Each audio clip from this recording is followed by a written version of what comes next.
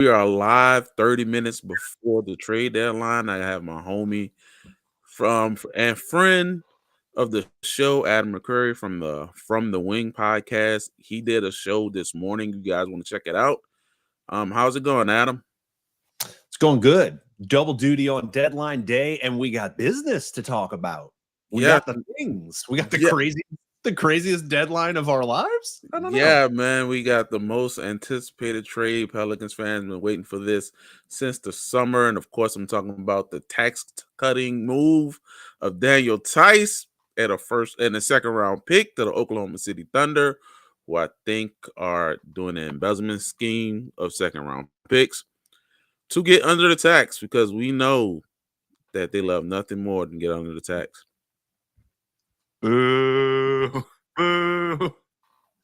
Yeah, that Tice deal scared the living hell out of me. I was very, very afraid when that deal came across, because I'm like, oh no, a standalone tax deal. This does not bode well. And then Mark Stein saved us within moments after he hit us with the Hawks and Raptors are neck and neck. Yeah. In talks about Brandon Ingram. Like, all right, okay. It's not so bad after all. We're good. We're gonna be fine. Yes. And that deal is, of course, the one that everyone was talking about. I see 7 people in the chat. Appreciate y'all. The New Orleans Pelicans trade Persham Sarania, trade Brandon Ingram to the Toronto Raptors for Bruce Brown. Bruce Brown, Haley Olynyk, a first-round pick and a second-round pick. The first-round pick is Indy's top 4 protected pick in 2026, and the second-round pick is a 2031 second that basically replenished the one we sent out for Daniel Tice. Your immediate thoughts when that trade went down late into the night? Look, I was with the Lebitard crew at Tipitina's, so for me it was, hey, the Butler deal happened, and I'm surrounded by Miami people. This is incredible. I'm gonna go hang out with Stugotz and see if see how he feels about Butler. And then shortly thereafter, we have a BI deal. And look, you and I have been talking about this for a long time. Yes. Thanks, Tanner. We've been talking about the prospects of BI since the playoff series last year into the summer, the potential deals that could have happened.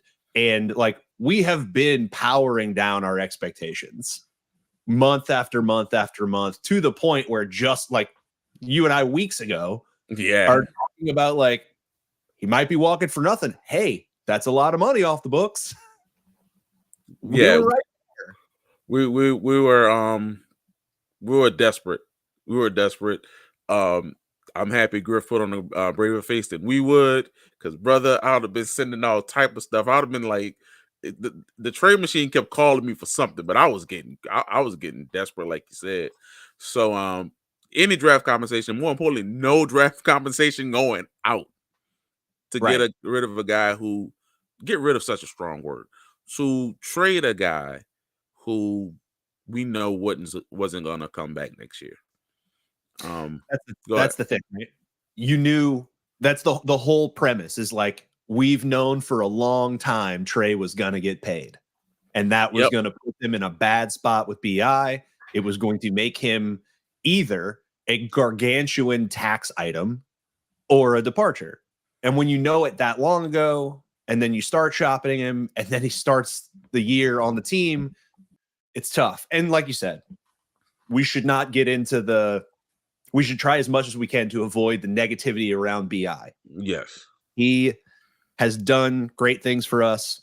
I was having this issue on my show too. I got to refrain. This was a David Griffin issue. Yes. David Griffin was driving his value into the toilet, did a very risky thing, bringing him into the year, and then kind of salvaged it at the last minute. Yes. I would say he recovered in a vacuum. Is it a great trade for a guy who's a former All-Star? No. Not in the vacuum of where are we at right now and what could have happened, it's a great trade. Yeah, I mean, we can harken back after the Phoenix series. There were rumblings about, hey, is there a possibility that KD is on the table? Can you move him? And to me, that was when his value probably was the highest. Then the following year, hey, can you get Scoot? You talked about it on your show. You know, my co-host Schmidt, driver of the Scoot bandwagon. They took their medicals. They took his medicals. Talked to his agents. They were on the precipice of making it happen. Hey, no problem, McCoy. We love talking hoop. We love talking Pelicans. So this ain't work for us. But like I said, they were there and then they pulled out. And if you think of it, the journey to get to here, I can understand you being disappointed. But today, or hell, last week, I was like, yo, what they can't do is give him an extension and try to salvage his value, because you have a guy who, as he's missing games, is breaking out in ways that I didn't see. And shout out the coach saying the only two people who knew this type of breakup was coming was God and Trey. And I agree. You know, Thank God. That's right. So they had to get something done, and Griffin, Rich, and Masai made it happen. And one is to assume that BI may have an extension on the books, because the last four trade deadlines, Masai has traded for a first round pick, and the last three guys, Yakum, Kelly Olynyk, was now here. The last two guys have signed extensions in that summer. So, oh no, Kelly actually signed it during the season, but they have signed extensions after getting their services. So, yes, we're going to talk about as many trades as we can. Eric put in the chat that the Clippers traded Terrence Mann and Bones Highland for Bogey and picks. Our mutual compadre Steve had the best line for this deadline. Everybody's just like, yeah, I just don't like it anymore. Yeah. The whole NBA is like, I'm just not good with it anymore. Yesterday was the hey man, my team got a star, got a superstar, got the picks they needed. Today is going to be a bunch of money transactions, get under the tax, collect second round picks. That's what today is for. Groundbreaking Cody Zeller. So sorry, I was over the top of that. That was groundbreaking Cody Zeller. Exactly. You got to be live, because you go in the chat and we're gonna have some fun. As you see, like, I'm a fan of BI's. I have a jersey rule. Once the guy is no longer on the team and he didn't win the championship, I no longer wear his jersey. But it's in the background now, so he's gone but not forgotten. And as we're talking about, and Eric put in the chat, we traded Brandon Ingram for Trey Murphy. Shout out to our mutual friend Steve of the Dunker Spot. I can't believe I'm saying that guy is a mutual friend of ours. But did that yes, for me. You know, like, for those who don't know, I'm going to hit that real quick. For those who don't know, Steve is with me. I don't think Jerry would have never known that this was what was going to come of it. But like the original introduction to even get him on the show last year to just come on for an episode, that was Jeremy. And now we're like actually friends. Life's strange. Life is, like I tell him, and we're gonna go on tangents today. Y'all ain't got nowhere to go, right? I mean, unless KD gets moved, we ain't got nowhere to go. We ain't got nothing to do. Jay and I have been friends now exclusively because of the Pelicans. Yes. For an absurd amount of time. And like, we know about each other's family and our future life decisions. We're in this deep. So there's going to be some stuff where we just kind of need you to take the ride. Yeah. So it's going to be on some tangent. Yeah. When it comes to Steve Jones Jr., I can't believe I'm old. I'm be 44 this year. So I watched Steve Snapper Jones on television. And to tell me that the son of Steve Snapper Jones considers me a friend, wants to talk basketball to me, is insane to me in my opinion. But let's try to go back to the trade.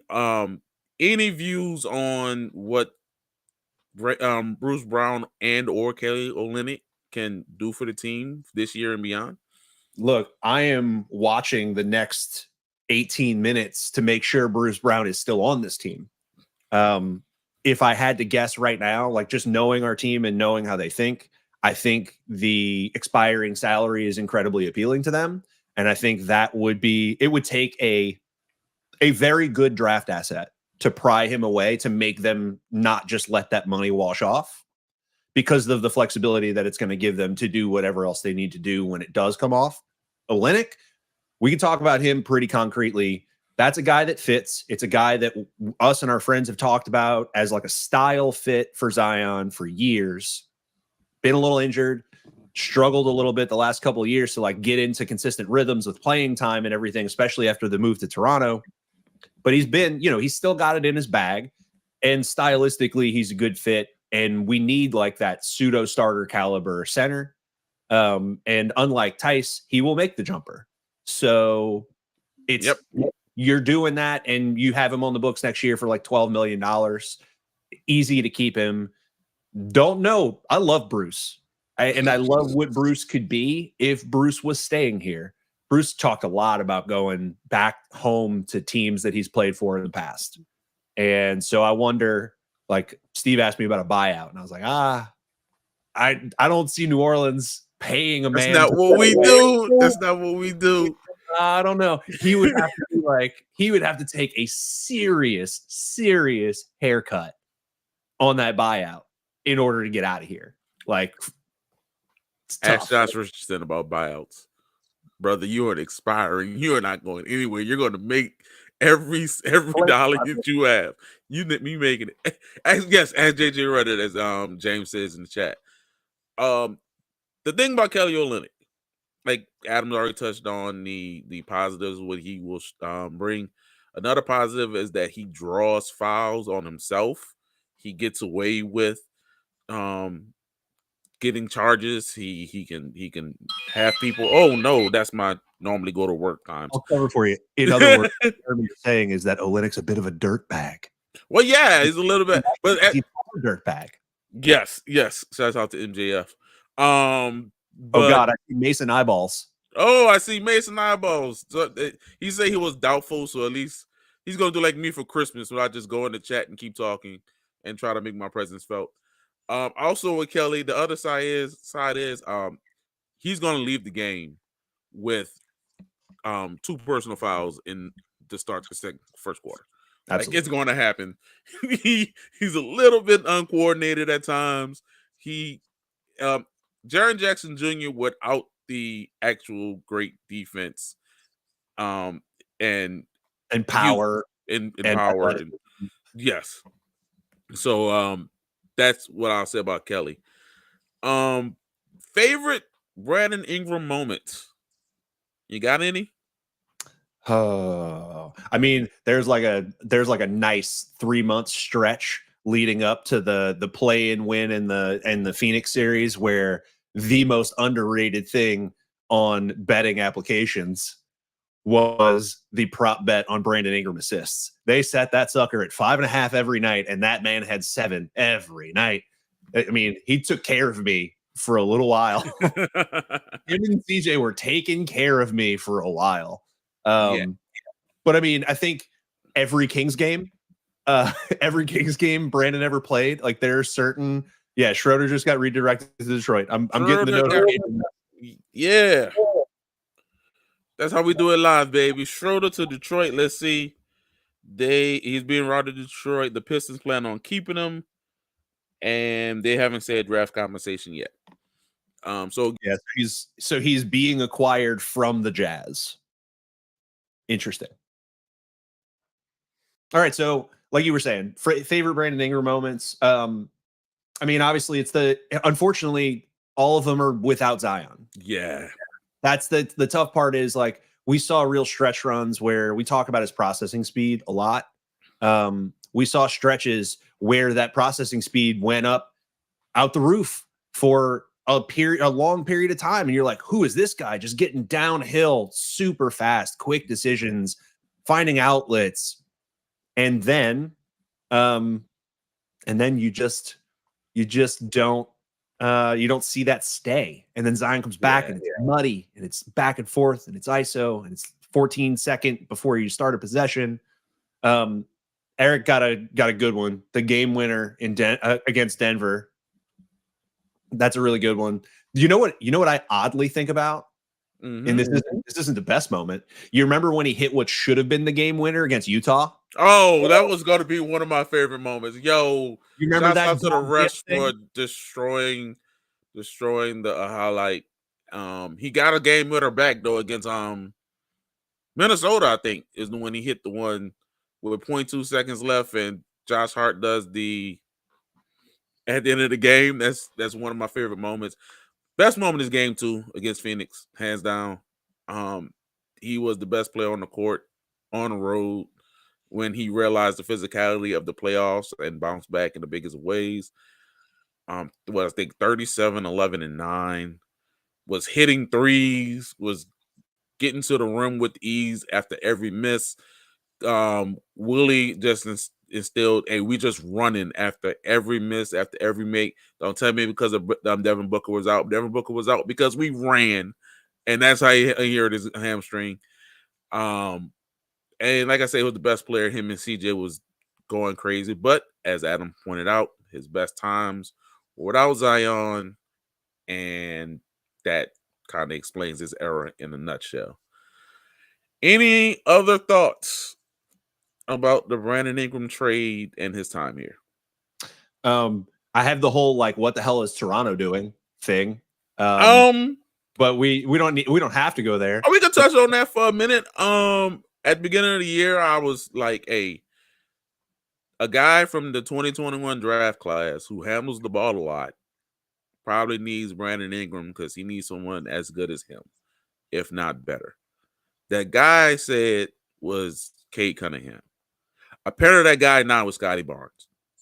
For as much of a Swiss Army knife he isn't great at one particular thing.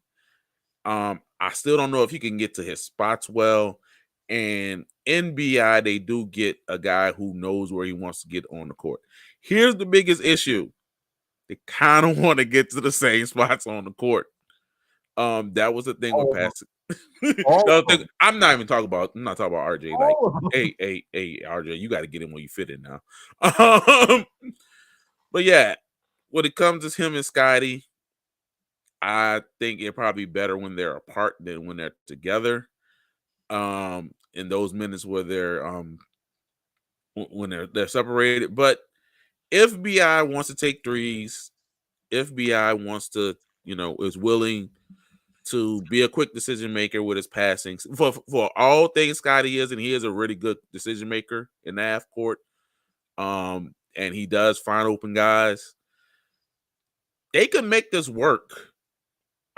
They can make this work. Jakob Poeltl is a great offensive hub when they start moving. That's what really killed us. If he's willing to move without the basketball, get to the paint. So a lot of the challenges that we experienced for a very long time. I'm trying to make a positive light. We're going to take Mason's oop real quick. Mason just tossed us the oop. This is the thing that we actually do need to remember. We never had a wing here. Yes. Ever.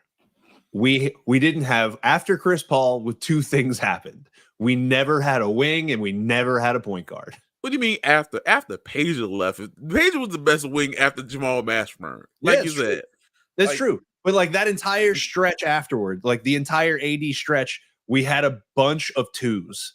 We had a bunch of dudes who were twos that were playing the one, playing the three. Couldn't win either. Yeah, shout out to Etwan Moore forever. Legend. 6'5", we think. Baggy shorts hanging in the rafter somewhere. Hey, look, that floater still goes in. 85% of Brad Bill. Anywho, but yeah, like Mason said, we never had a wing, and then all of a sudden we had a surplus of wings. Which includes Trey Murphy and Herbert Jones, and I think that's really the beginning and ending of this trade. You have your wings of the now. on Joe G. You have your wings of the Nile. Xavier Henry. Yeah, let's go. Julian Wright. All That's right. right. That's right. Shout out to Kansas. Coupon. Shouts out to you for that Oh. 3 months, and then yeah. Oh. But yeah, Dante Cunningham, he had the keys. the corner boys, him and Solo. Yes, sir. Yes, talked ourselves into death. He went to the same place as me. Dante Cunningham, he was the key. You got to bring him back. He's the key. The Chief El Farouk Aminu, we was our athletic defensive wing, and he became that the moment he left here and went to Dallas and then Portland, and he actually fulfilled that promise. But not here. You go ahead. So everybody's talking about, like, one of the fallouts of this is that the entirety of the Anthony Davis trade has now matriculated off the team. Yes. Do you feel this? Like, some people feel spiteful about that and are like, that's horrific, whatever. Where do you land on the fact that has occurred? Or do you do, like, similar to me? Like, I fall in a place where I'm like, well, but we turned those things into other things that are still on the team. I have a list of all the players who are no longer on the teams that they were drafted on, a part of that trade. By the way, that list includes Anthony Davis. Okay? So, no, I don't care. That doesn't bother me that Wynn lost the trade. A couple years ago, I was gloating that BI might have been a better player in chess. But nah, that doesn't bother me. It bother isn't a strong word, but there's a strong word, but he amassed a lot of talent, David Griffin, and it shows because a lot of these players that he drafted or signed are still in the league that are part of that trade, signed second contracts, third contracts, if you want to include Josh Hart and Lonzo Ball, who just signed for $20 million. They never played together. And that is the biggest regret of this entire ordeal. Those guys, for one reason or another, mainly Zion and BI, they just weren't healthy together to figure this out one way or the other. Except for that one year. Comment in the chat about David Griffin getting a lot of criticism, but finding a lot of wings. David Griffin's tenure is really interesting. If you think it all the way through and you don't just do the knee-jerk reaction to whatever pick you liked or didn't like. In the beginning, it was a lot of David Griffin makes the decision himself and does not care what other people have to say about it. Over time, he has clearly taken on board the thoughts and opinions of the people around him, and they've definitely had, like, especially compared to the entire NBA, they've had above average success in the draft, especially on picks 10 all to undrafted. They have found player after player after player in a way that we used to yearn for. Yes. So we're doing that stuff now. Like, now we happen into Brandon Boston. Like, we should have never landed on him, and now we have a guy that's going to end up playing ball for us because of all the crap that happened to us. Brandon Boston, a part of the Anthony Davis trade. He was sent out to the Clippers, and then came back here. See what I'm saying? There's so many tentacles of this trade that I can't get upset about who's here, who's not, because that's how the league works.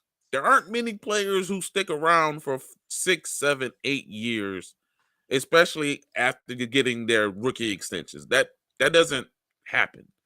Like, we're not going to touch on Trey as much because we have a lot of trades to get to, but this franchise in particular doesn't get the guy who gets drafted, who you see grows, gets the rookie extension, grows again. That doesn't happen to us. And we got that because Griff drafted him and he's fulfilling on his promise. But you trade role players to try to get upgrades and vice versa. That's the way the NBA. I can't get upset that the NBA turned into the NBA. Someone said the Pelicans essentially turned AD into CJ and DeJounte. The Herb Jones pick is a tentacle of the Anthony Davis trade. The Trey Murphy pick is a tentacle of the Anthony Davis trade because that happened. They traded back, but they also traded the first that became Dyson Daniels, but it became 2 seconds, and Memphis, one of those seconds has Vince Williams. All of this has parts of the Anthony Davis trade in it. So that's why I can only get so upset about what has happened today that the last player of the first part of the Anthony Davis trade is no longer here. Anything else before we go to these trades around the we just got a trade. Memphis Grizzlies are trading a 2025 first to Washington in a multi-team trade that sends 2 seconds to Memphis. I don't know the particulars of the players that Memphis is getting out. Also, Marcus Smart is on the way out. Marcus Smart is on the way out. That was a bad trade to start, and now they have to get rid of a pick to get rid of him. Yeah. Strapped the 2025 first to him too. I mean, they figured they're going into the playoffs, so and they got a load of depth. I don't think they're going to miss that trade much. No, look, they've got questions about like they got to re-sign Santi Aldama, who's now a real player, which they were not betting on. They've got some dudes coming through. Yes. And if they could ever if LaRavia could ever stay healthy long enough, like he's a decent back end rotational guy, he just never stays healthy. But yeah. Also, like the thing about the Marcus Smart trade that I didn't like was you sent out draft picks to a team who got the best player in the Porzingis, and he wasn't healthy. He was supposed to be the backup point guard, and I'm like, he's not that much of a point guard. He's basically Dylan Brooks, who wants to be a point guard, and Dylan Brooks wanted to be a shooting guard, and neither one of them understood that their role should be basically like Wells, who they got this year, and Vince Williams. That's what their role should be. Hey, you just do all the dirty work and make some open shots, hit and transition, because we like to run. We can't leave out, we got one more major stunner. Oh, no. Yeah, I was trying to leave out this scumbag. Go ahead. Oh, no. Giannis got his help. Giannis got more help. Oh, what is okay? Milwaukee. Yeah.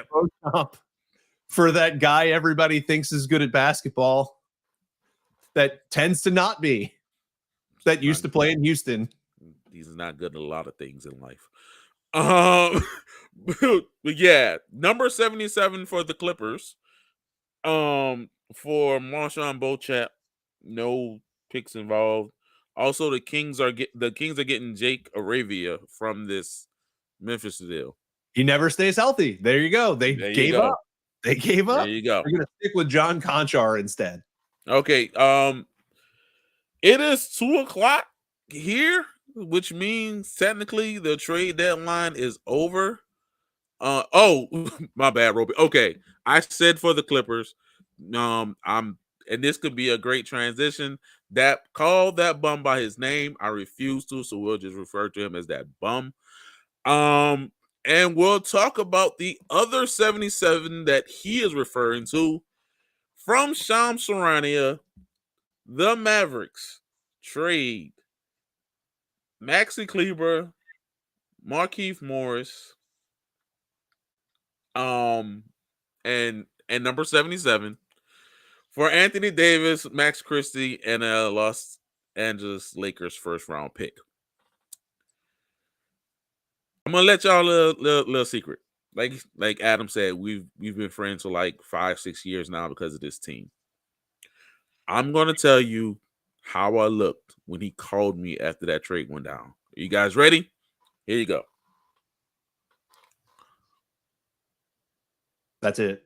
He just looked at me like that and like wasn't talking, and he just kept doing that. I'm like, you okay? You all right? I can't believe this. We stared at each other for 15 minutes. We stared at each other for 15 damn minutes. Like, what in the world? We all universally, I'm never going to get over the fact that everybody in this chat, you and I, everyone we know, we thought Shams was hacked. It had Anthony Davis's compensation, and we thought he was hacked because we were like, there's no way in hell. We We were texting about our shock of Jey Uso winning the Royal Rumble 2 hours ago, 2 hours prior, and that wasn't the most shocking thing that transpired in that day. We're not going to touch on this. Yes, we're not going to touch this long. One thing general managers need to understand when it comes to players of that point guard, shooting guard, top 3 player in the NBA, fans need something to be joyous about. I'm not a person that harps on hope that much, but I do harp on joy. You got to give me a reason to have fun. The Pelicans are 12 and a whole bunch of losses. But every game, I can watch Trey Murphy and Zion do something amazing. It gives me joy. I know the outcome is not going to in a victory most of the time. The Mavericks did everything. Luka, I'll say his name. Luka did everything you would want a guy under 25 to do, including go to the finals last season. He was my pick for MVP before he got hurt. And you just torpedoed their hope and their joy to become Orlando Magic West because defense wins championships. What? Apparently, the offensive engine can win you a Western Conference Finals. By the way, so yeah, they gotta have a real fear that Luka is going to win 3 titles somewhere else. Like that's a real palpable fear for them. And like we can debate how long it's going to take. You can have the debate about like, oh, well, AD fits with Kyrie and they still have a really good team. And like maybe Dallas has a run in them this year. You took a giant window and a generational player with 5 all NBAs and you walked him out. And more you did first it in team all NBAs than the guy you got. And you did it in the cloak of darkness on purpose. Like it was a news dump because you knew it was going to go over poorly and you did it anyway. And look, I'm not letting Jason Kidd slide on this either. Jason Kidd can sit there with the funny faces as if he wasn't a part of it. There is no coincidence that Quentin Grimes left that team too. Jason Kidd has dudes he likes and dudes he hates. And it would not shock me at all if he hated Luka. Just being like the cerebral point guard that Kidd is and being like kind of a taskmaster, it would not shock me at all if he hates it and then Nico just takes all the heat. But this is still weird and the process to do it was bad. And I think Nikias said it. It's fine if you want to debate the return and say the return's fine, that's great. The idea that you're worried about it getting out, that there's a trade demand and that diminishing your return.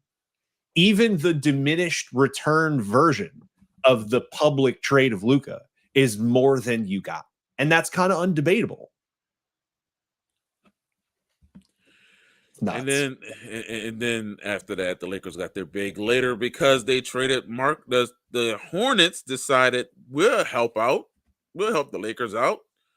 We'll trade. We'll take your rookie. We'll take your 31 first because Nico decided to leave that first round pick on the table, and we'll make swap rights when we're doubtful we'll ever be as good as the Lakers for Mark Williams. So he gets his lob threat to go with his other lob threat who used to play here, who was part of the Anthony Davis trade. Is it a bit expensive? Go ahead. I was going to say, so on the Mark deal, since we're on the Mark deal now, I think anybody that doesn't like it depends how high you are on Mark Williams at this point. And he's missed a lot of basketball and he's mostly flashed, and you either liked him and you still like him, or you never liked him and he hasn't played enough to change your mind. I'm one of the guys that likes him. I am very intrigued, but you're buying him for what you think he can be, and you're buying him cheaper because of the injuries, and you still believe in the upside you've always believed in. The other thing I'll throw in there, you also can only think of it as really expensive if you think of Dalton Knecht as like a great player or like a really good player. Yes. And I'm just gonna share, like, I don't. And I think people need to be really careful with Dalton. You know why? I've told you why. I'll just say, ask yourself the question, how does Dalton Knecht play basketball at Tennessee for the first time at age 22? Who are the type of people that you know that are still bumping around in college at 22 years old that don't have a degree to speak of? What kind of people are those? He was kind of a basketball mercenary. Basketball is his primary skill, and I don't believe there are many others. What you got? I feel like you're right over. I don't come to school to play school. I come to school to play ball. Shouts out Yeah, to my man from Ohio State. It's he didn't come to school to play school. And look, Dalton Knecht is a very specific type of player. He is an ISO gunner, and he can play in transition. He can shoot kickouts because he doesn't have to think. Watch the plays where he has to make decisions. He's not good, and his shooting stroke falls apart when he has to think, and the percentage goes down. He's not good. So I think they traded a whatever rotation guy for a surefire starter when healthy. The question then becomes, what is he beyond that? He's played really, really well this month. This last 30 days, the last 7 or 8 games where he finally got up to full minutes. Mark Williams looked pretty good. But can he defend? How do you know? He played for the Hornets. We don't know if anybody in the Hornets can defend. No. Shout out to the homie Roby. Dalton plays the exact same position as the guy you drafted second overall last year. Yeah. You don't like hashtag wangs?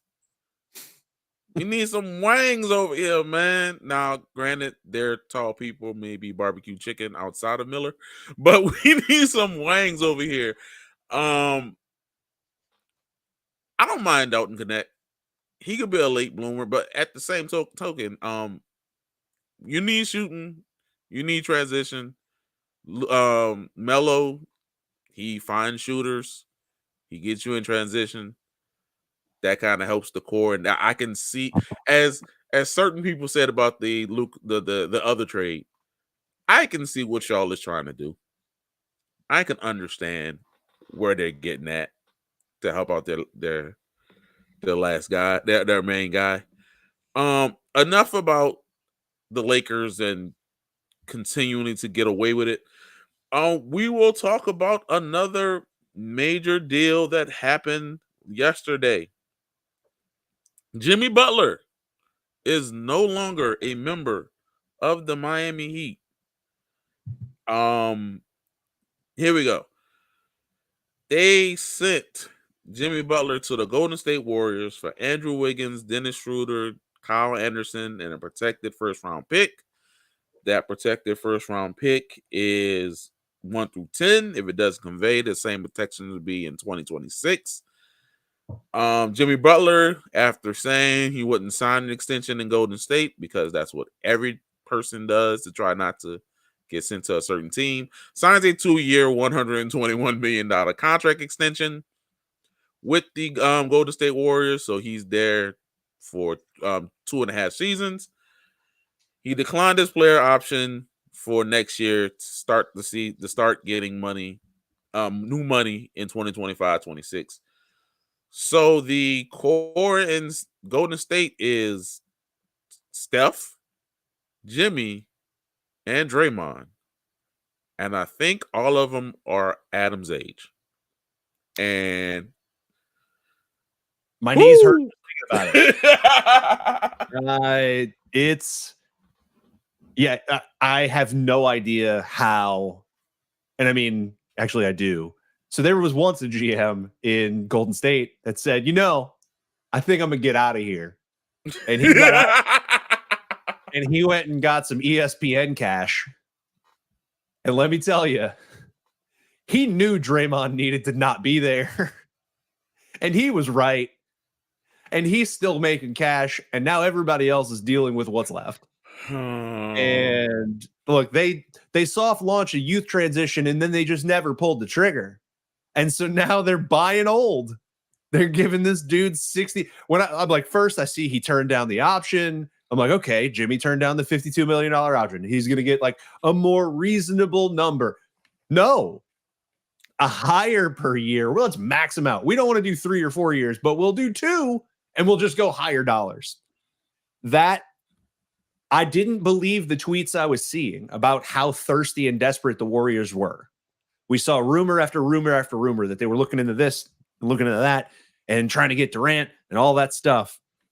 And they really were just as desperate as everyone was reporting. They were going to take whatever the hell was left. And it's wild to me that, like, honestly, Brandon Ingram would have been a better decision. You would have had more potential to get past this part and get to an amenable future part if you took Brandon instead of Jimmy. But now, yeah, you just, oh, Mike. Yeah, for the audio listeners, the words of that dude at 2 a.m. trying to find any girl to go home with them. Sure. Here's my question. She's drunk. She's mean. But you have company. But what about the girl that you got? What's going on with Kuminga? I mean, a lot of the same things as Butler. Like a lot of they look similar. Take a couple sips and they start to look like the same person. Yeah, I mean, so that was the thing. Mike mentioned the Kerr BI stuff. We both talked about it on our shows. Like, that was the reason that we never connected BI to Golden State with any seriousness, because neither one of us could get past the fact that, like, Kerr did not enjoy the BI experience and vice versa. Yes. BI was very unhappy as well.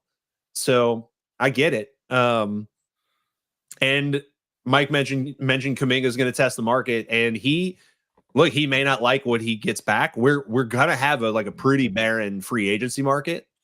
But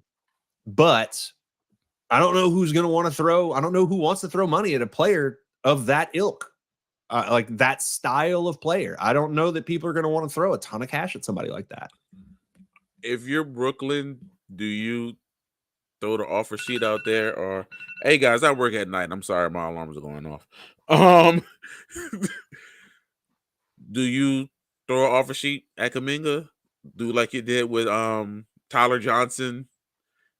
I guess. I don't know. Look, I mean, I guess, but it's got to be at a reasonable number, because like Brooklyn's failing to tank enough. Brooklyn was hoping to be, down near the bottom rung here and get one of the top 3 guys and do like the full tank thing. And they, Cam Thomas can still come back and rip a couple 35 pointers. Someone was dumb enough to put on the internet that the Brooklyn Nets would have the worst record in the league and may challenge these 9-73 Philadelphia 76ers. If you know that guy, tell him he's a moron. Anyway, yeah, they're too good for their own good. Yeah, they're not going to be able, like, as of right now. It's sadly, like we talked about this a couple weeks ago, and I couldn't get all the way into tank mode for the Pelicans, because I just couldn't believe with who's on their team that they could be in that bottom rung with the Utahs and the Washingtons. Like I thought we'd accidentally distance ourselves. And no, Toronto and Brooklyn are the ones that did it. And then Toronto was like, yeah, let's just get even more scoring and accidentally win some more. Let's just lean in. Sure. I remember everyone doing the 4-game winning streak was concerned. Oh my goodness, we may win too much. And I immediately said, check that February scheduling. They will no, you don't have to worry about those guys losing games. It's gonna be bedlam. It's mayhem. It's they're losing a lot, but it's gonna be fun. Oh yeah, and Golden State right now in a 3-way tie for 9 through 11, and they're 11.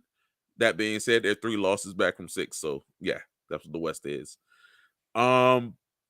Got a few more trades. If there are any Milwaukee Bucks fans in the chat, I ain't do it. All right. I appreciate Chris Middleton for who he is. I was talking to some Bucks fans yesterday, and yeah, I'm gonna just set a trade and then let Adam talk because I don't want him telling me anything.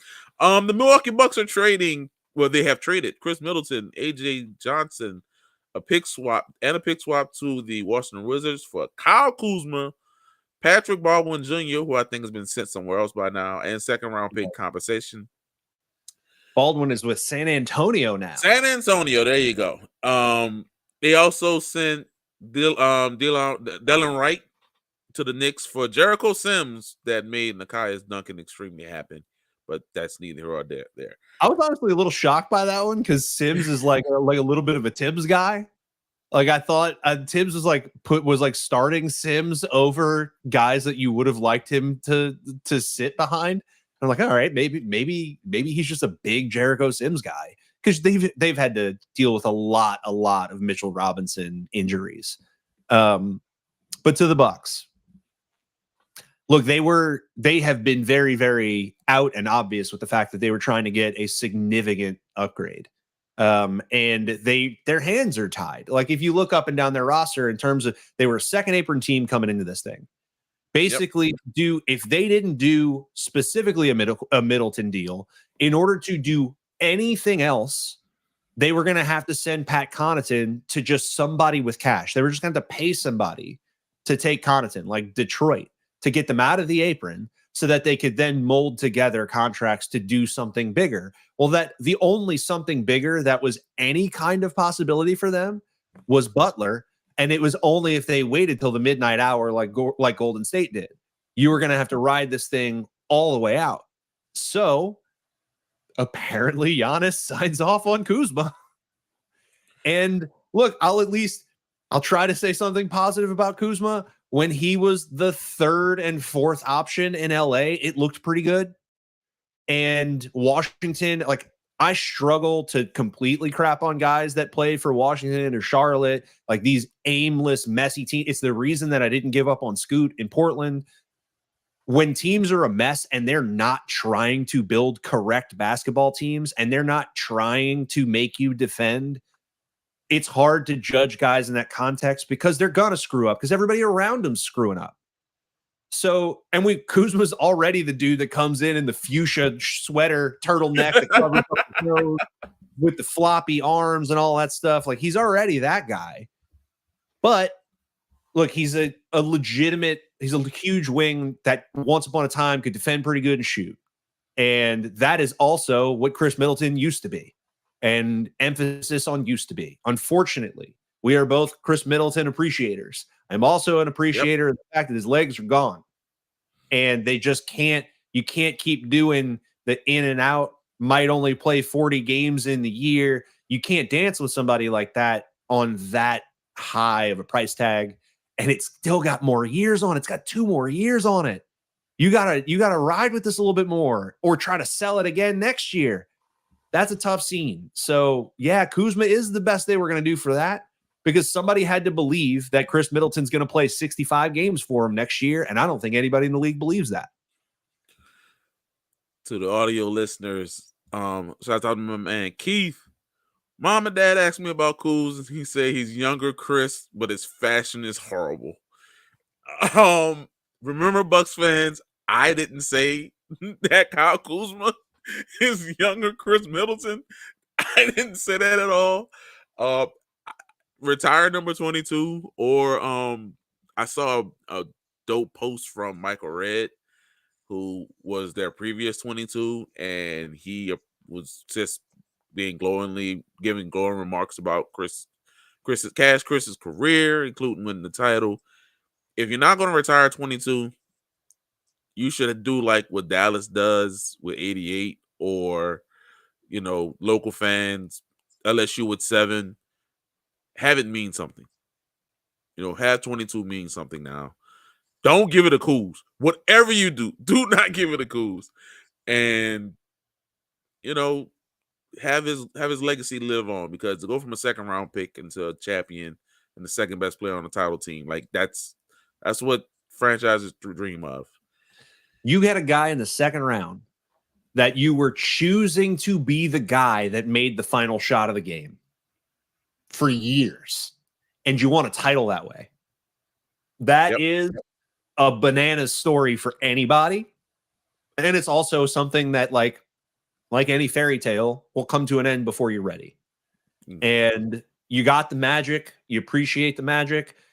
To a much lesser degree, it's kind of the way we have to approach the BI thing. Like, we got a little bit of magic. It's over. It's sad that it's over. Obviously, Chris Middleton reached much greater heights. Yes. But at least you had the joy while you had it. At least you're not the Charlotte Hornets.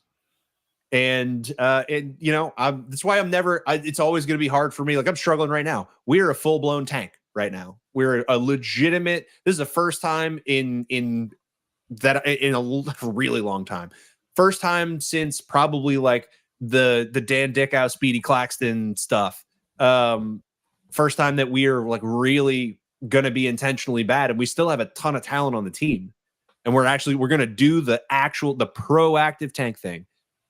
It's hard for me to watch still. Like, yes, but I'm going to stay focused. Is Eve learning ways to be on the floor with Zion at the same time? Is he expanding his game? Is Trey going to score 40 tonight? How's Zion look on the ball? Is it staying in his hands? That's what I'm going to do. I'm just going to look for expansion of the guys we got, start planning for the future. And, you know, I'll shift over.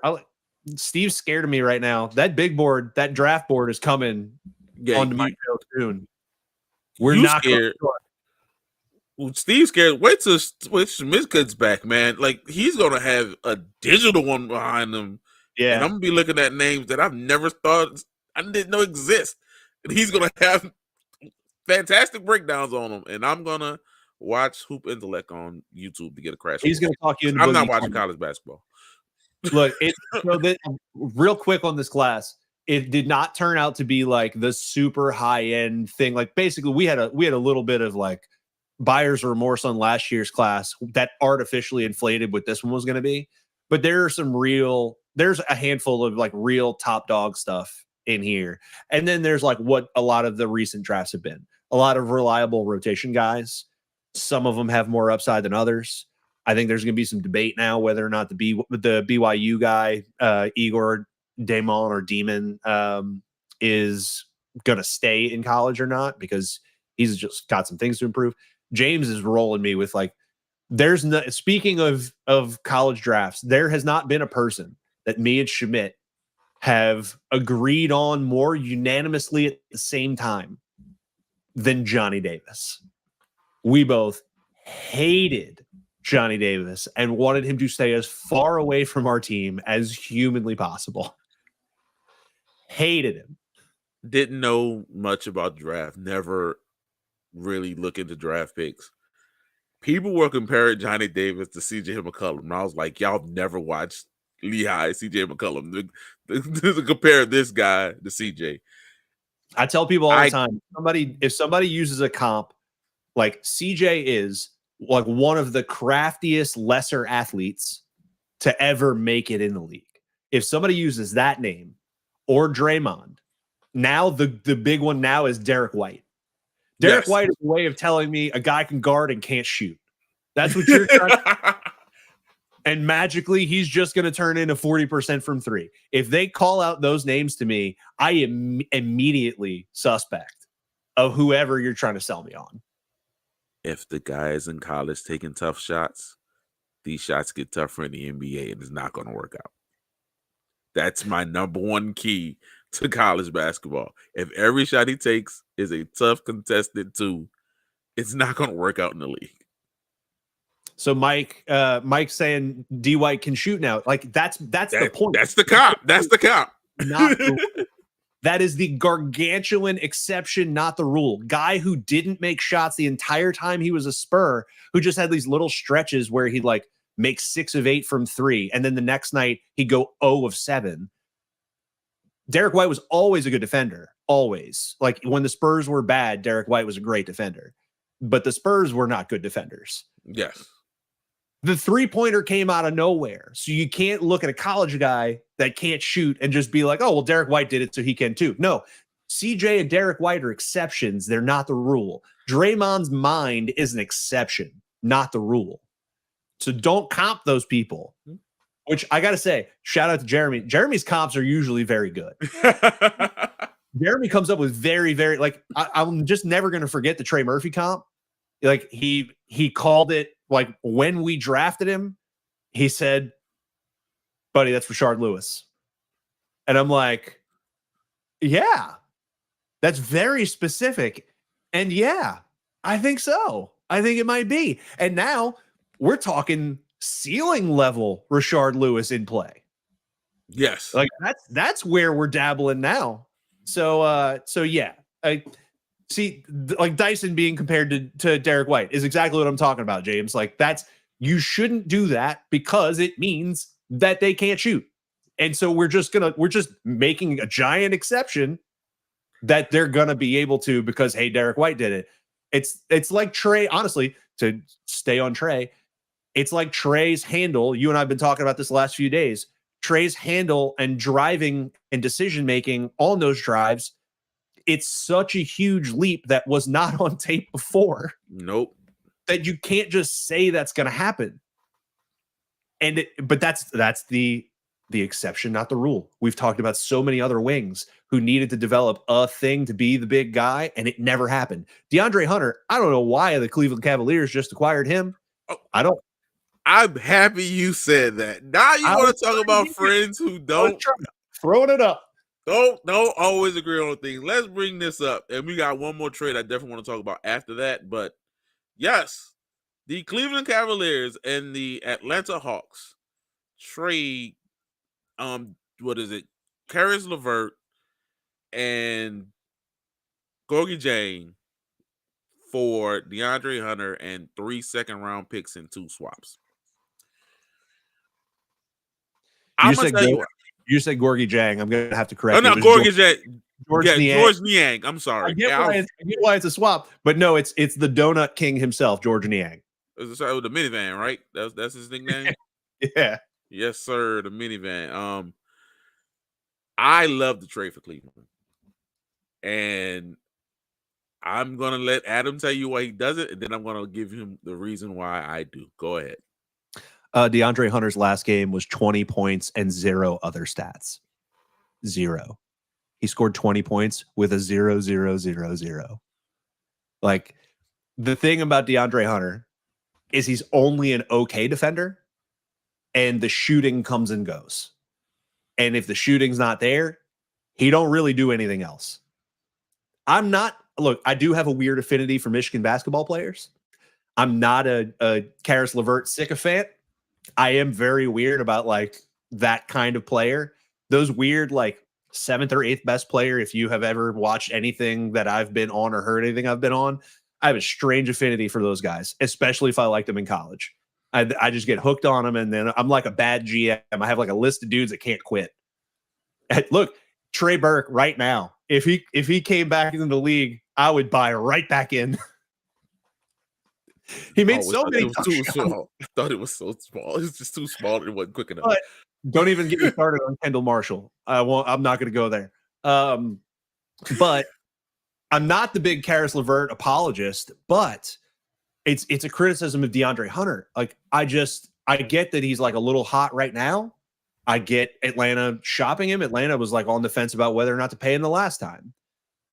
But the guy that we saw at Virginia, that was the lockdown defender, knocking stuff down from the 3-point line, he ain't that guy in the league. So while I think it's an upgrade over Caris LeVert, I don't think it's a Niang plus picks plus LeVert upgrade. I think they're about even. I think you swap deck chairs. You paid for a really expensive deck chair that, well, this one has a cup holder. If we're going to talk about guys that you can't quit from college basketball, DeAndre Hunter is that guy for me. I still believe mutual love for Tony Bennett. Oh, he will pay for his crimes. I swear he will pay. Anyway, that's a deeply personal bit for oh, me. he will pay for the crime. We hate Tony Bennett. Oh my god. Anyway, Real audio crime. listeners again, Mike, Celtics fan. Yeah, you can find him on I think the NBA bit. Schmidt was on that with him. And on the playback app. He's also a Celtics fan.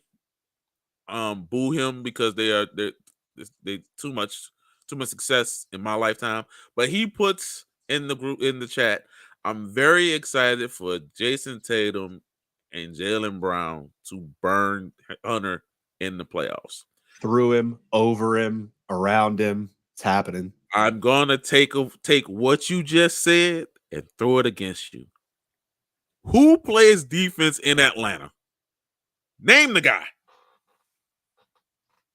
I mean, Yeko Kongwu does some. He's a big. That doesn't matter. Which wing or perimeter? Dyson Daniels is the first guy to actually try.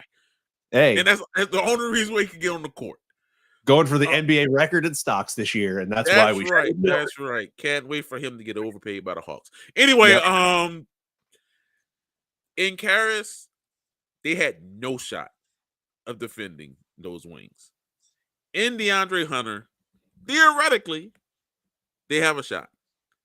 He's bigger, he's stronger, he's quicker.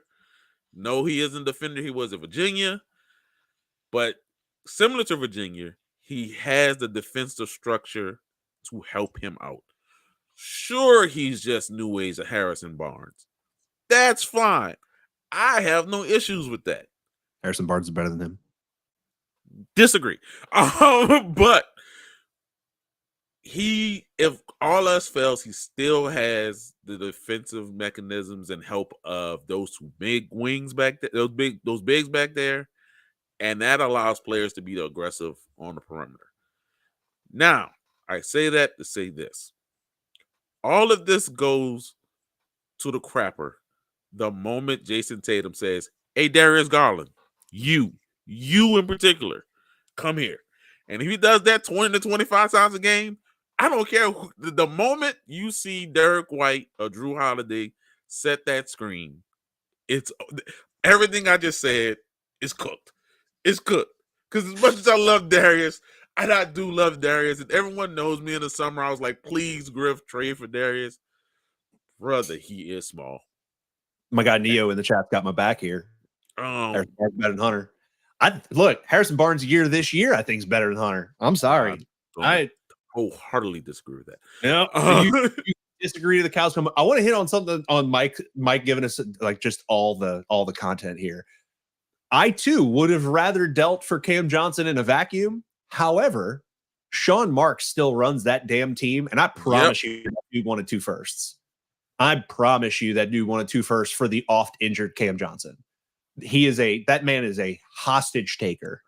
And especially once he actually got his price tag for Mikal, if you don't think he overpriced everyone else, and that's why Claxton didn't leave either, just let that man rot. Let Brooklyn rot. Don't do deals with that dude unless he's desperate, because the price tags are insane.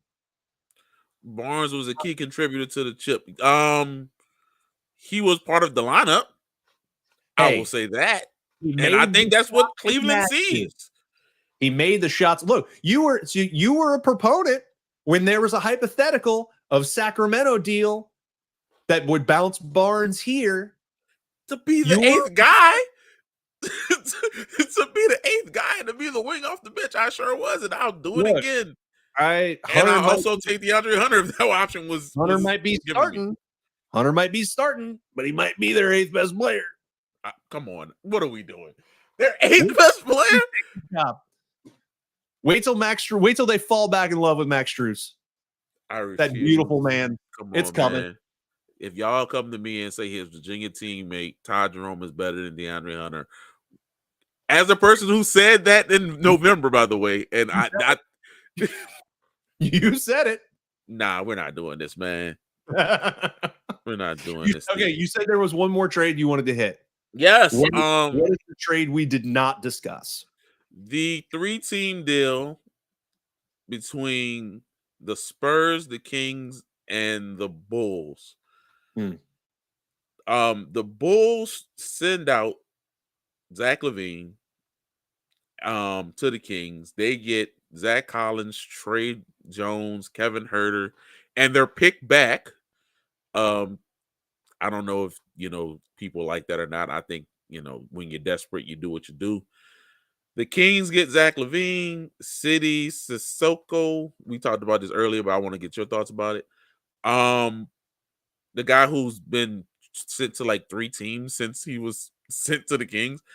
3 first round picks and 2 seconds, but one of those first is going to be a second. And the Spurs team in our division gets De'Aaron Fox and Jordan McLaughlin. And also, a couple of those second round picks was made from the Kings to get our homie and yours, Jonas Valanciunas. He is also a King. What are your? Go ahead. Go ahead. Good. I was gonna say I need to quickly interrupt, and we're gonna jump right back onto actual topic. Go ahead. Miles Turner is a very funny human being. He posted the emblem of the reality TV show Survivor because he made it. I just needed to call it. It's just too funny. I didn't want to let it go. Okay, so the Chicago Kings and Spurs trade. Yes. The least quiet deal in the world was De'Aaron Fox to the Spurs. Nobody disputed it. Nobody caused any negativity around it whatsoever, mainly because we're all looking at it like the Spurs could buy him twice. Like, they have enough stuff to buy him twice. And what kind of position are the Kings in to say no right now? And like, what else are they going to get really? Like, are they going to get this mess? I think you could argue that the Kings could have gotten a better lead asset and could have actually gotten the real 3 firsts and not the 2 firsts and the fake first. I think if they'd have made it public and everything and it had started sooner and not been like the Rich Paul classic last minute and I have a list of teams, then I think they could have done more. This trade comes down to if you like it for the Kings, then you like Zach LaVine. And if you don't like Zach LaVine, then you hate this trade. I'm kind of in the middle on LaVine. I think you should be nervous about choosing to be Chicago West. We saw that movie, and that movie was really good when the guards were playing immense defense. And that is not a thing that you have in Sacramento. Instead, you put that with the most bruising front court now in the NBA. You are going to be leaving with black eyes and bloody noses every single night you play against Sacramento. And like, I'll give the Kings one thing. I said it on Twitter. You can't stop Sabonis if you're on his team. JV has always been the antidote for the Sabonis left hand. He just bullies that dude off his spot, makes him have to go right or at least think about it. He gives up the ball or he shoots through contact and doesn't get the foul call. Now he plays for you. They're international teammates. So this should be fun for them. You know, you got 2, we reunited. 2 guys reunited and it feels so good. Yeah, we got 2 of those. Sprinkle on a little Malik Monk, who, I like. I don't know that I like him to start, but he got 2 now. And Keegan Murray's still there somehow. Free my man Keegan Murray. Please. Get him out of there. I'm like, oh boy, I'm going to get you out of there. I'm going to do everything I can to get you out of there. Man, they saw that efficient shooting. Was like, hey, how about you also be Harrison Barnes? Even though you're doing all this extra stuff in the summer league, you too can be Harrison Barnes. And everyone who's watched King Murray like, no, he's more than Harrison Barnes. Please. The amount of ball that Keegan Murray is not going to touch. Oh my God. Wild.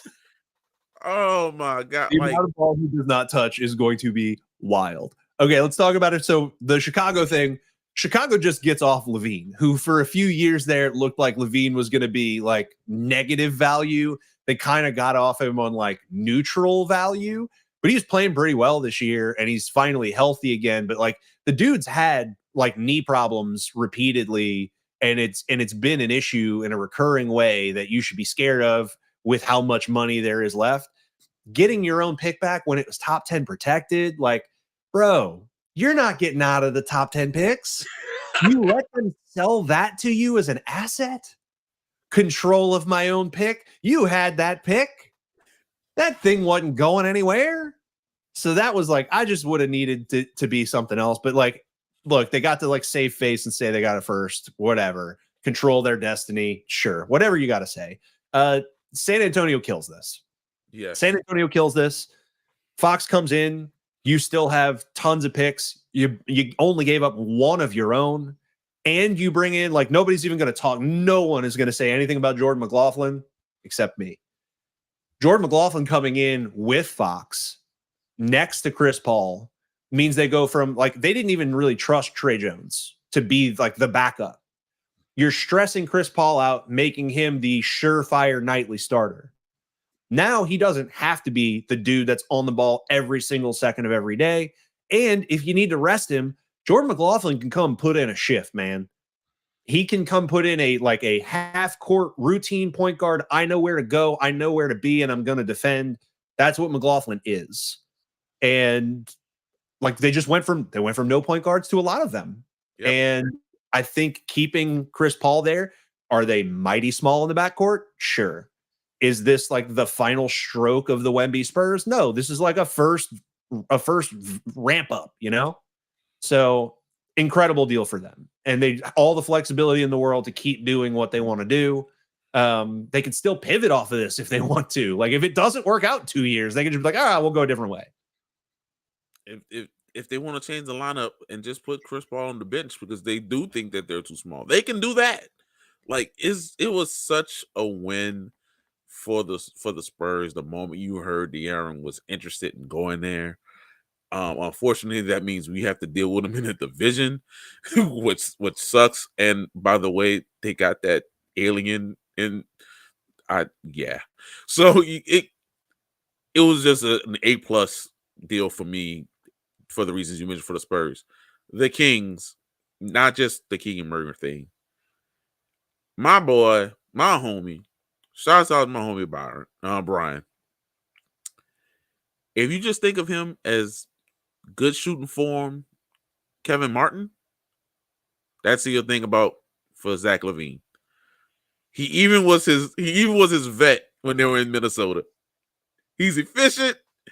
He could get he gets buckets without doing much else. He can move off the ball. He don't defend. He could get off ball, on ball, and they love doing nothing more than being 43 and 39, or 39 and 43. That's their lot in lives. Look, they need, for what they're about to do, they need a dude who's willing to chuck them up from three, and Zach LaVine is absolutely willing to do that. So, like, stylistically, he makes sense. The weird part now is, like, uniting all that makes DeMar weird. Because you don't have the shooting big. DeMar's the one that's the weird fit there now. Because, like, the stuff we've always valued about him, being able to get to the line, dribbling down into the paint, creating in those tight spaces, or finishing through contact, like, that stuff's gotten worse year over year for, like, the last 3 years. Now he's going to do it with even less space. Like, if we get any minutes, and maybe this will just be that JV is like mostly a backup to Sabonis, and it's just really hard. But if we get any minutes of those two on the floor at the same time, that's just going to be a disgusting offense. Like, if it's not, put in all the backups and just throw the ball to Sabonis and everybody stay away. And just whatever him and JV decide they want to do, whoever they want to just foul their way through, just let them do it. Because there ain't much else happening. Did you just turn into JV and Domas into Dale and Antonio Davis? I sure did. I mean, we got to see a little bit of it, right? We got to see him Team Lithuania. But it's, they don't make a ton of sense. Like Malik and Zach are going to shoot a lot. DeMar is going to get his touches because like DeMar is like a senior dude with a big ego. Like they look up to him. Like DeMar is going to get his, and Sabonis is the engine still. I think like the Malik from Fox, like working with Sabonis, I think all that still works. JV's like gotta exclusively be the bench guy, and they've got to find a way to involve Keegan in actions and like have him running stuff like running off of picks and stuff. He's gonna die on the vine out there, man. He's gonna die on the vine, and they had something with him. I know this could be an audio form, so I gotta say something. I'm just shaking my head because maybe it's me. Maybe it's me and my love for 6'8", 220-pound wings. Maybe it's me. I'm the problem. Okay. But I also had Trey Murphy. That's all I'll say about my love.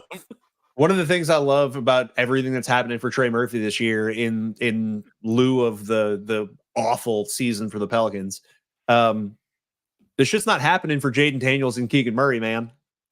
That's the two comps, and Trey Murphy is reaching those places, and those two are headed downhill.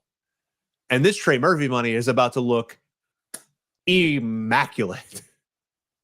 Jaden McDaniels being 2022-23 Herb Jones light is not helping the Minnesota Timberwolves at all. On that catch. Woo! The fact that it was reasonable for people to go, hey, you should have offered Luka to Minnesota for Ant.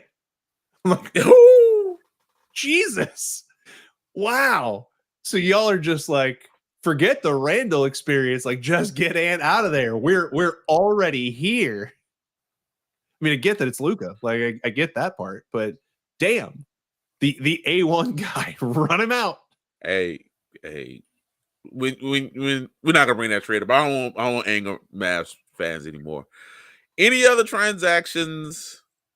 Thoughts about the recent play of the Pels? Or anything you want to talk about? We got a startling transaction. I wonder how it feels to be James Wiseman. Oh yeah, the man just got sold while he's dead. It's like getting fired on your day off. Heal up soon, man. He got sent to Toronto with a pick. Yeah, like it. Number 2 overall pick. Got the we same money as at the time. A lot of us were very concerned about him at the time. The college stuff, what little of it there was a little sketchy. And it did not pan out at all. That dude, I mean, that's cooked. That is cooked. As soon as he got hurt this year, it's cooked. He was already on the like, maybe we can revive him. Sorry to do that. I'll just the one thing I'll say is like the things that we're looking for, we're probably days away from the Brandon Boston actual contract. So we have that to look forward to. He is going to get a lot of on-ball reps with the seasonal death of DeJounte. And it'll be about like seeing what we can find with these other guys. It was absolutely wild to walk into Tipitina's, look down at my phone and see Carlo Makovich starting at the 4. I want to see all that weird stuff. Let's just find out what else is out there. Don't take chances with guys. Oh, we got a question. I got a question. Before that question, I'm gonna talk about Carlo. As someone who's not a crazy, I'm gonna just throw this at you. To me, Carlo is just post Happy Corbin. That's what he is. You guys see something, and I see a guy who's really good in developmental and no pop when it comes to the big leagues. I think we need time. Because of the obnoxious amount of texts you've gotten from me for 3 years now. Yeah. When you were still in Europe, I was sending you clips being like, I don't know. I think it could be him. And then we found out he was getting moved to Birmingham, and I couldn't talk about it for a month. And I was like, it's going to happen. And then he got to the G League, and I'm like, well, the G League ain't worth a damn because he's already completely outclassing them. Look, the thing with Carlo has the ability skill-wise is in the realm of like the modern big that you want in terms of like the style he plays with and what he is comfortable doing. That stuff still needs to be polished to the professional level. It's good enough to beat the G League guys because, as I told Steve a week ago, there's no defense in the G League. There's nobody stopping any real level of athlete in the G League. And God forbid if you can actually shoot, oh, you're dropping 40 every night in the G League. If you got a jumper, you're going to cook. So I think we know he's better than the G League. What we haven't found out, and I think what we can throw in there, the lack of Carlo use in the face of bad Tice minutes and foul trouble Messi games, I think you can credit to the fact that he probably can't defend that well. And I'm watching the screens too, and they're very loose, and he is not setting his feet, and he is not planting.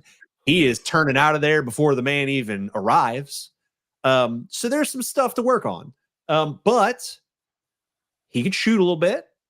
He's got a little bit of the hub creation stuff, like real hub creation stuff that I didn't even expect with him coming over here.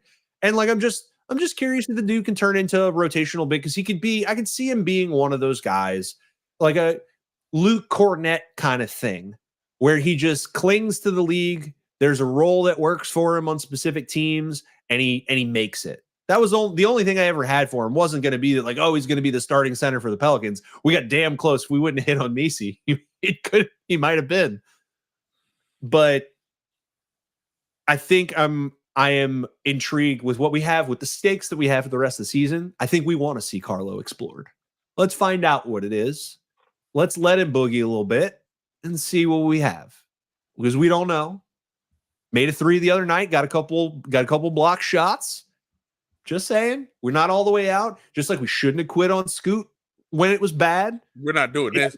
Too early to give up on the less risky Carlo, who cost us nothing. We got to hang out a little bit. We just got to we got a couple of months of this to watch. When I see the text that say he's Gustavo Ionovich, don't get mad all at right. me. All right. Gustavo Ionovich got traded for Ryan Anderson. So I knew he was going to I knew that was going to be your response. I just had to throw it out there. All right. Here's the question. Any thoughts on VJ as a draft pick for the Pelicans? I guess mimicking the government wants me to shut up, so go ahead. So we're talking about VJ, so I'll elaborate. VJ is VJ Edgecombe from Baylor. Had a bit of a rough offensive start to his year, which had me, especially like the debate really with VJ for me is just like, where do we land on the board? I think right now, me and Schmidt are different levels of far down the board. Schmidt's already like 15 people deep on research. I'm like 5 or 6. So for me, I've just been looking at like the plausible places the Pelicans are going to fall and where we might pick. Like a lot of people, I'm very afraid of the Brandon Ingram redux that is Ace Bailey. I'm nervous about the way he plays basketball, but also he just makes a crap ton of shots and he's huge. So maybe that works. I think I would take VJ before him, but my top 3 as it stands, and like this could change. Cooper Flagg's the runaway 1 still. I think Dylan Harper's an incredibly close 2. And after that, for me, it's my guy from Illinois. I've been working on this pronunciation for months. Kasparis Yakachonis. Give you that feeling of Jonas Valanciunas, you know? Kasparis Yakachonis. Big, like much like Dylan, big real point guard that can shoot. He's a little more of the distributor, like Euro distributor point guard than Harper. Harper's like scorer gunner who has point guard skills. Kasparis is more of a point guard. But VJ's had a really good offensive run for the last month. And I like, for me, that kind of like, that's going to comfortably jump him. Like Bailey scares me. Igor at BYU, like I think he should have real serious consideration about like staying there for a year. He got paid a lot of money to go to BYU. So like maybe they'll pay him again for another year and he should just hang out a second. Because like the passing and the up and down with the shooting is tough. I think if we landed at 4, I'm VJ Edgecombe all day, I think.